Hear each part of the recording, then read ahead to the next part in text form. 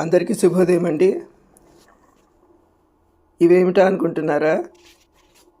ఇవి copper sticks, అంటే రాగి కడ్డీలు అంటారు కదా, రాగి లోహం, ప్యూర్ రాగి అన్నమాట. మనం అవసరాన్ని బట్టి అప్పటికప్పుడు కావాలంటే ఆల్రెడీ తయారు చేసినవి గ్లాసులో, చెంబులో, బిందెలో, లేకపోతే ప్లేట్లో ఏదో ఒకటి అవసరాన్ని బట్టి కొంటూ ఉంటాం.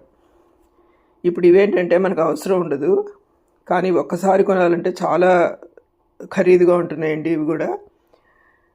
కాబట్టి ఒక 500 ఉండని, 1000 రూపాయలు ఉండని మనకు అందుబాటులో ఎంతో కొంత ఇలా కొని పెట్టేసుకుంటే మనకి ఫ్యూచర్లో అవసరం పడ్డప్పుడు ఈ షాపుల్లో ఇస్తే, తయారు చేసే షాపులు ఉంటాయి కదండి, ఆ షాపుల్లో ఇస్తే మనకు కావాల్సిన గిన్నెలు వాళ్ళు చేసిస్తారన్నమాట.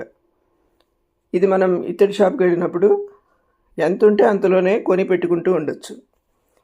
తర్వాత మనం ప్రిజర్వ్ చేసుకోవడం కూడా చాలా సులభం. ఎందుకంటే ఇంత ఇత్తడి గిన్నె పెట్టాలంటే దానికి ఒక పెద్ద ప్రిజర్వ్ చేసుకునేందుకు ఒక ప్లేస్ కావాలి.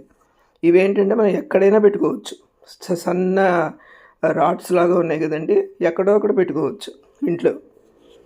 ఈ విధంగా నేను ఈ 4 కాపర్ రాడ్స్, 4 ఇత్తడి తీసుకున్నానండి. ఈ 4 కలిపి 210 గ్రాములు అనమాట.